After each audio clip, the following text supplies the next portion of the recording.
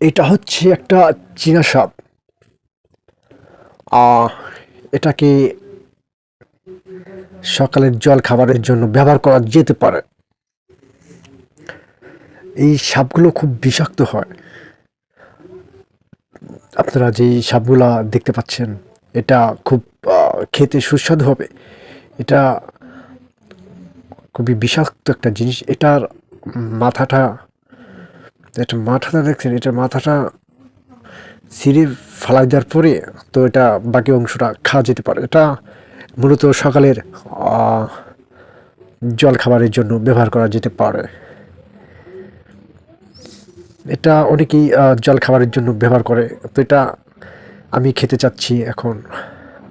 এই সামনের মাথাটা ভেঙে দিয়ে তো এটা জল খাবার জন্য ব্যবহার করা যেতে পারে। কি বলেন আপনারা?